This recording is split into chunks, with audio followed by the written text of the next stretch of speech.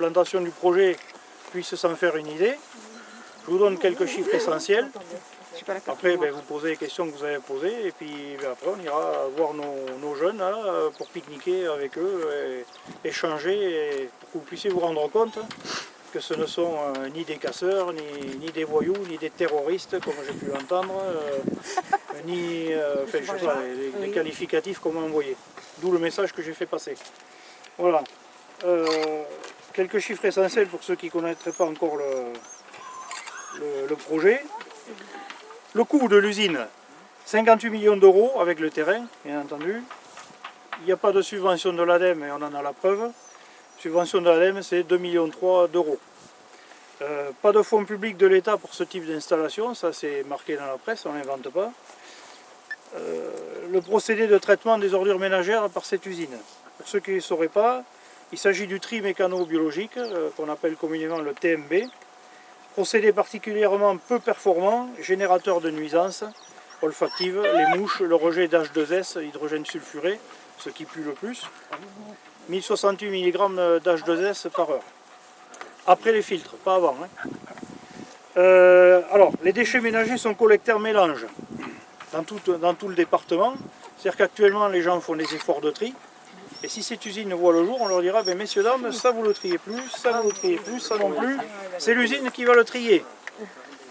Ce sont donc des tubes rotatifs qu'on appelle les BRS, bioréacteurs stabilisateurs, qui tournent tout au long de l'année et qui sont censés trier les ordures ménagères.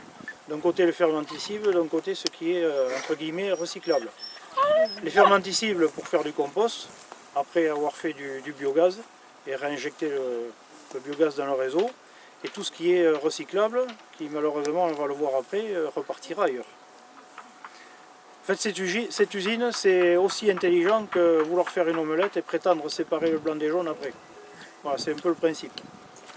Les résultats attendus du traitement des ordures ménagères par l'UTV 65, entre ce qui est attendu et ce qui sera réellement, il y a quand même une marge, pour ne pas dire un gouffre. Production de biogaz par la méthanisation des déchets fermenticibles. Ils ont déjà l'autorisation de réinjecter. On leur dit qu'en fonction des variations saisonnières de la consommation du gaz, s'il y a une surproduction, il faudra stocker le biogaz. Malheureusement, cette usine n'a pas vocation à stocker du biogaz. Donc l'excédent de biogaz produit sera brûlé en torchère avec tous les désagréments qu'on peut en attendre. Production de compost normalisé. Alors ça, c'est normalisé, c'est le grand terme qu'ils ont à la bouche, le SMTD. Notre compost est normé. C'est la norme NFU 44051. C'est une norme française qui aura tendance à disparaître et remplacée par une norme européenne bien plus contraignante. Et enfin, la réinjection, comme j'ai dit, du biogaz produit dans un réseau GRDF qui est à proximité, je ne sais pas, quelque part par là. Là-bas? Oui, Ah d'accord, ok. Alors là-bas, pardon. Okay. D'accord.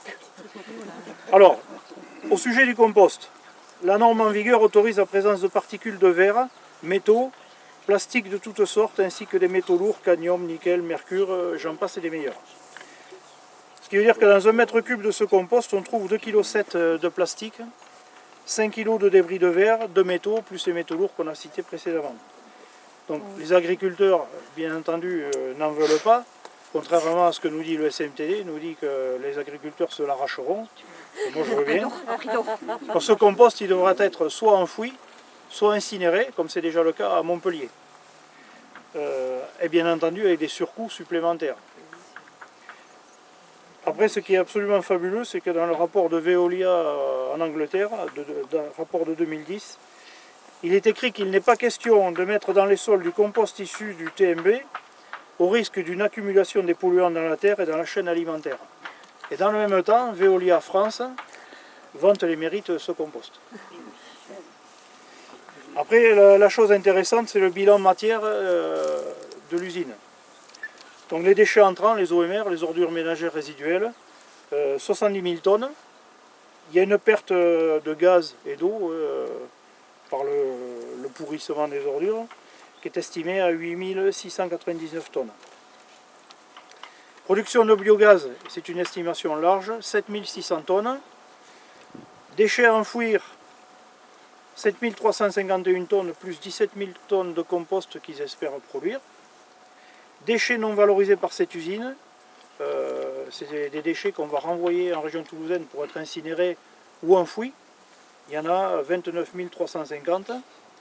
C'est des déchets qui ressortent avec des frais supplémentaires. C'est-à-dire que cette usine, c'est la double peine. On paye pour ceux qui rentrent et on paye pour ceux qui ressortent, avec des norias de véhicules en plus.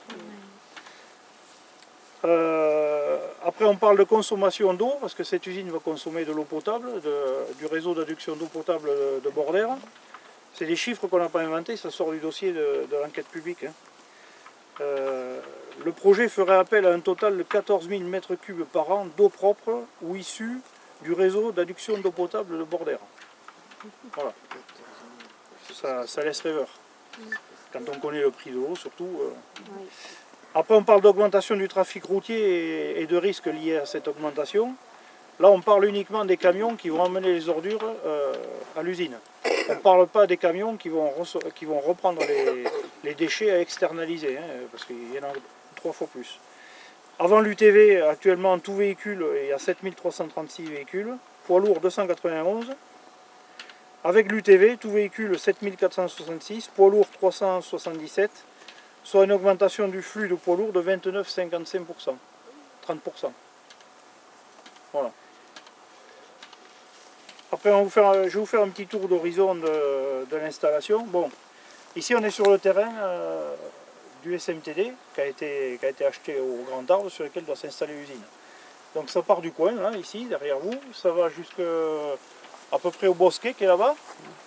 Ça part à gauche le long des maïs, jusqu'aux 2 petits arbres en boule, 2 petits platanes. Hein. À ce niveau, ça fait un petit carré qui s'enfonce. Ça revient le long des maïs ici, à la pointe, et ça revient là. Au total, 5,4 hectares de terres agricoles très fertiles. Après, la situation du projet par rapport à l'environnement, environ 1000 mètres par là, on a une famille qui habite ici. On a Bazette, le Bazette sud, 1400 mètres à peu près. On a surtout la zone de captage des eaux potables qui est derrière à 400 mètres. Zone de captage des eaux potables qui fait 550 hectares, qui alimente 23 communes et plus de 12 000 habitants. Alors ce qui est fabuleux, c'est que jusqu'au maïs, on impose des normes drastiques à ceux qui cultivent et qui ont des choses à faire, mais que de l'autre côté du chemin, on peut faire quasiment ce qu'on veut puisqu'on construit une usine de merde. Je suis poli, excusez-moi. Hein. Le rétro par là, qui est un établissement recevant du public qui est à 600 mètres.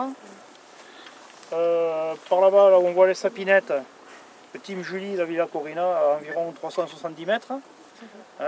Ceux qui veulent des précisions, Jean-Paul vous le dira, c'est quelqu'un qui a investi énormément d'argent. Le département a investi de l'argent sur ce projet. La région a investi de l'argent et maintenant on lui met ça sous le nez. C'est fabuleux. On fait tout et son contraire. Voilà. Ensuite, plus au sud, les premières habitations à 240 mètres. La tour rouge que vous voyez là, qu'on devine, c'est le SDIS. Le SDIS accueille des élèves en formation, des jeunes qui sont en formation, qui dorment sur place, qui passent du temps. Donc c'est vrai que ça va être un régal pour eux. Après, Bazette sud-est, quelque part par là, 1500 mètres. Bourg, les quartiers de Louberry, quelque part par là, 1600 mètres. Je me retourne par là. On a un établissement recevant du public qui est un établissement de restauration collective bien connu, 550 mètres. C'est vrai que manger à la terrasse après avec les mouches, ça va être un vrai régal. On a Gamvert qui est juste derrière, à 600 mètres à peu près. Par là-bas, là, derrière les gros bâtiments, on a 2 lotissements, tout neufs, dont les gens n'ont pas été mis au courant de ce projet. Il y a un lotissement qui est à 950 mètres, un autre qui est à peu près à 1100 mètres. On a surtout une école primaire, toujours par là-bas, qui est environ toute neuve, oui, merci, toute neuve, avec une vocation écologique par les panneaux solaires, c'est ça, je ne me trompe pas. Donc elle est environ à 1400 mètres, on a la mairie qui est à 1450 mètres. On a des installations sportives qui accueillent du public par là-bas, environ 900 mètres. Et c'est tout pour la situation du terrain. Et c'est déjà pas mal. Voilà, tout pour plaire, exactement. C'est Paul qui l'a fait. Alors Alors ça c'est une usine, c'est un truc qui regroupe plusieurs entreprises, fines lames, des transports, un centre de stockage pour les matériaux. Voilà. Pas que Finelam, mais c'est agroalimentaire. agroalimentaire. Un entrepôt de stockage alimentaire. Alors oui, ça, alors Finelam c'est une entreprise qui débite les jambons, les saucissons. Voilà.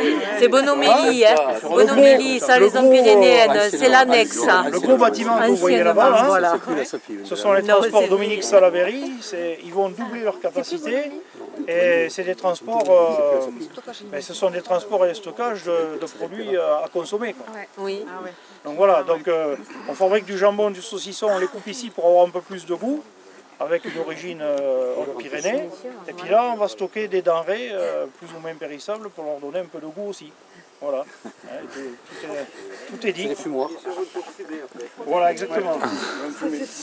Après, il faut savoir que le projet de l'usine, il est posé sur un projet de ZAC Ecopark, zone d'activité concertée baptisée Ecopark, qui est tout autour, là, et qui va monter, et qui va aller toucher la zone de captage des eaux potables, cette zone Ecopark, au total, fait 40 hectares.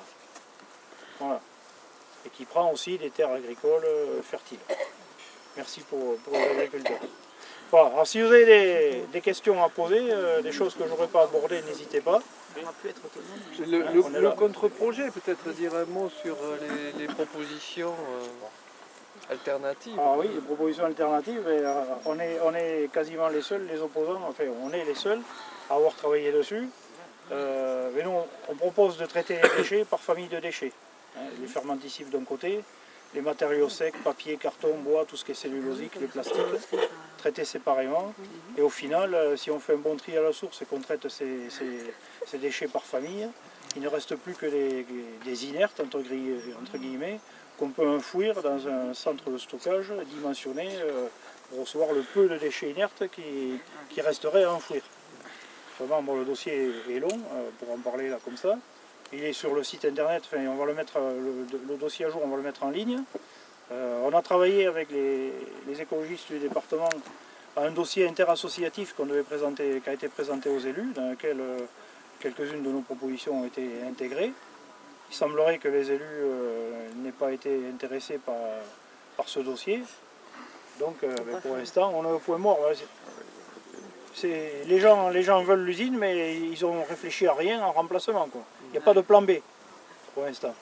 Ou alors, s'il y a plan B, ils ne le disent pas, on ne le connaît pas. On ne le connaît pas. Voilà. Il n'y en a pas dans le plan. Oui. Si j'ai bien compris, ce centre de prétendu tri, en réalité non tri des TMB des déchets, a été mis en route parce que la décharge de Bénac allait fermer.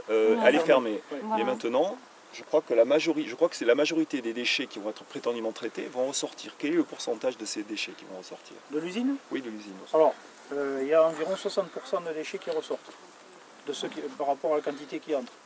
Alors, on nous dit ouais, c'est la faute à la DRISE, aux opposants, si on externalise les déchets. Moi je veux bien, on prend le cas où l'usine est construite. Il y a 19 mois de travaux, il y a 9 mois de réglage pour arriver à 100% du fonctionnement. Pendant ces 28 mois, d'une manière comme d'une autre, il va falloir externaliser les déchets. Et si cette usine voit le jour, ben, on va en externaliser 60%. Oui. Donc moi je suis désolé, 58 millions pour une usine qui traite que 40% des déchets, moi perso je ne suis pas d'accord. Je ne sais pas vous, mais... Voilà. On dit le problème reste quasiment le même. Quasiment. L'enfouissement quasiment. Le problème c'est que chaque nouvelle usine de tri mécanobiologique est un prototype que les riverains vont tester. Parce que on a tenu des erreurs du passé, on a tenu des erreurs compte des erreurs d'Angers, de Montpellier. Qui n'existaient pas. Et puis, mais on vous le dit ça, mais on vous présente des hypothèses totalement vérifiables sur papier. C'est sur papier. Point. Voilà. Et 58 millions au départ. Hein. Oui, prix de départ. Parce qu'à Angers, c'était 60 millions, ils en sont à 120. Hein. Ah oui. Ouais. Elle n'est pas fermée. C'est fermé. Elle n'est pas fermée, celle d'Angers? D'Angers est fermée. Bien sûr. Ben oui, et si cette usine voit le jour, si malheureusement dans les 4 ans qui suivent elle ferme dans les mêmes conditions que celle d'Angers, on va continuer à payer l'usine et on va payer pour trouver une autre solution de traitement des déchets. Et vous achetez une voiture à crédit, vous l'accidentez, elle est foutue, vous la payez. Hein. On ne vous en fait pas cadeau, mais ça c'est pareil. Hein. vous avez vu que Vinci aujourd'hui demande, par le préjudice subi, Oui. 30 millions d'euros à la Comcom. La Com, c'est nous, hein. La communauté de Grand Tarbes, c'est tout le monde, c'est les 15 communes. C'est eux qui- oui, 30 Oui, millions 30 de dommages millions, intérêts. oui. Oui. Ouais. Parce que Dommage à cause intérêt. de- Non, à c'est cause de 30 à ces cause des événements, problèmes. Oui, parce qu'ils disent qu'après, sur Bordère, ça va causer des problèmes en Allemagne, Voilà. où ils ont des projets aussi, en Angleterre et partout. Quoi. Vinci. La fermeture d'Angers va... Ah, leur, d'accord. leur causerait Cause un un préjudice. grand préjudice préjudice, moral. un préjudice, Ah, oui. Il demande 30 moral. Oui, non, mais c'est joli. préjudice. Et Voilà ce qui t'as nous a- parlé du CES quand j'étais pas là.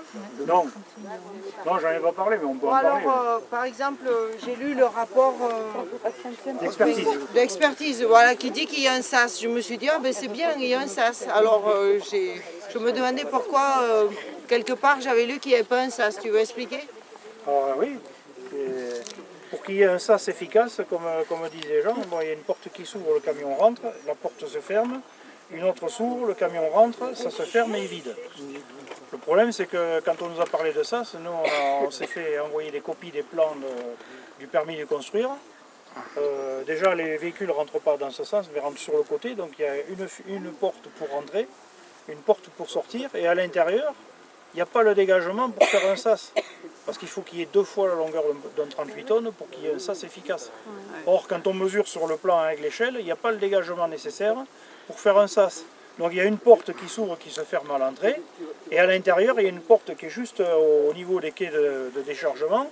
Elle s'ouvre, mais le camion est vide, et après elle se referme. C'est pas un sas. Parce que quand il y aura du trafic de poids lourds, c'est 89 poids lourds par jour, la porte à l'entrée, elle ne va pas se refermer toutes les 30 secondes. Hein. Non. Il n'y en a qu'une. Hein. Voilà. La dame, là. Donc le sas, Elle a une question. Voilà, France Nature Environnement 65, Françoise Casalet. Alors, pour faire un peu l'historique, parce qu'on en est revenu tout à l'heure à parler justement de la fermeture de Bénac, nous, on a été demandé au niveau de la préfecture pour faire partie de la commission d'études de solutions il y a déjà presque 10 ans, hein, où on a commencé à réfléchir sur ces sujets. Nous, avec France Nature Environnement 65, on a proposé des alternatives dont vous avez cité la liste, puisqu'on faisait partie des équipes en préfecture. On a proposé des alternatives, dont la fameuse omelette où on triait déjà tout, hein, et qu'on ne mettait au compostage que la partie fermentescible. L'avantage, c'est que ça enlevait tous les plastiques, donc après les composts étaient utilisables n'importe où. D'autre part, ça enlevait tout ce qui était ferreux, tout ce qui pouvait être toxique, et vous aviez à la fin un résultat que vous pouviez même utiliser sur le site avec très peu de résidus. Les résidus finaux étant triés en amont. Donc on avait proposé cette solution-là. Le SMTD avait fonctionné avec ça en nous disant oui, c'est bon, ça marche et tout. Et puis en fait, ils ont réalisé toutes les œuvres qu'ils ont fait là maintenant, une fois qu'on a fermé toutes les discussions. Ils ont dit « Ah mais non, ce que vous avez proposé va nous coûter trop cher, on va prendre la solution qui nous arrange. » Donc depuis le départ, ils nous ont roulé, comme ils nous roulent pour les UTV, les UTN, comme ils nous roulent pour d'autres projets, où ils nous incluent dans la discussion pour faire croire que, et Josette Durieux était présente, elle voulait que les écologistes soient présents.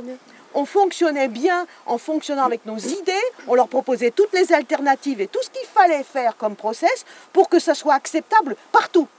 Pas refusé ici pour être mis ailleurs, acceptable partout. Eh bien, ils s'assoient dessus, ça leur est égal. Donc le fait que, nous au départ, on a été d'accord pour ce projet, nous a souvent porté préjudice parce que tout le monde s'imagine qu'on était d'accord avec cette solution. Or en fait, non seulement cette solution, on est absolument contre et on rejoint votre combat parce qu'elle ne représente ni une idée qui peut être porteuse n'importe où, hein, parce qu'elle sera polluante partout, mais en plus, c'est un projet qu'on ne peut pas valider. Or, ils nous utilisent pour le valider. Donc ça, je voulais le soutenir pour l'histoire au moins de ce qui s'est passé. Et dans le fait de l'alternative, en attendant Bénac, en sortant de Bénac, en commençant l'UTV, en machin, toutes ces situations avaient été étudiées pour qu'elles soient acceptables. Or, ils se sont vraiment assis dessus, ils ont fait durer pour que, après, l'urgence est telle que finalement, on ne peut faire que la solution la plus rapide, la plus rentable. Et l'histoire justement de trier les déchets, ils nous ont amusés Et ils ont voulu que les résultats soient négatifs parce qu'ils n'ont pas fait suffisamment d'informations auprès de tout le monde.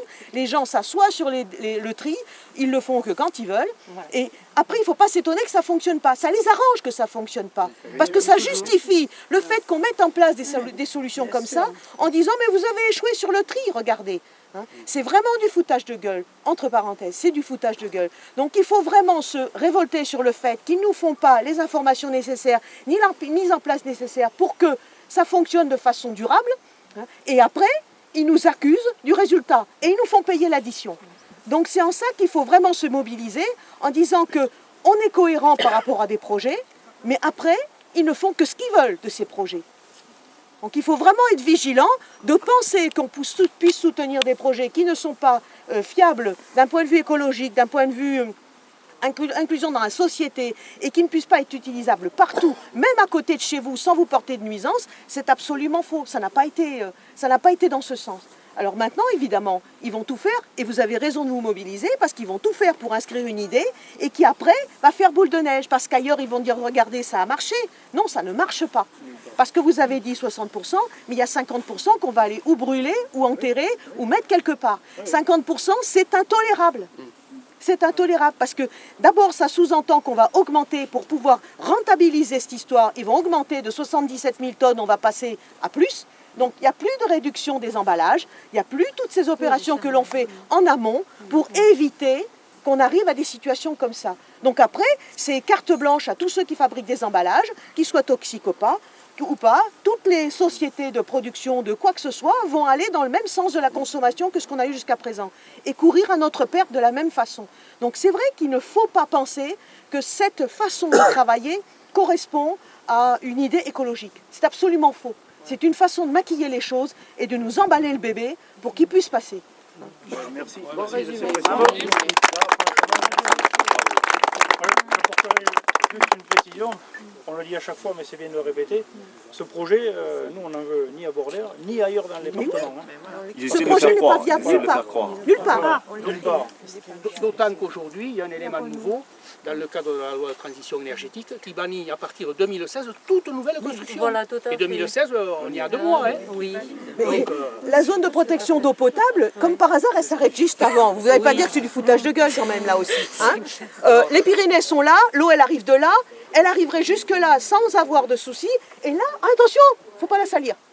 Non mais il faut arrêter de se moquer du monde quoi. Vous voyez, ils nous ficellent des choses pour qu'on puisse les avaler. Mais le fait qu'on partage nos petites idées, qu'on les fasse remonter au niveau de tous les porteurs de projets et au niveau national et qu'on leur fasse savoir que maintenant les gens ne veulent plus ce genre de truc. Hein. C'est packaging où on nous fait avaler la pilule, il ne faut plus que ça soit tolérable.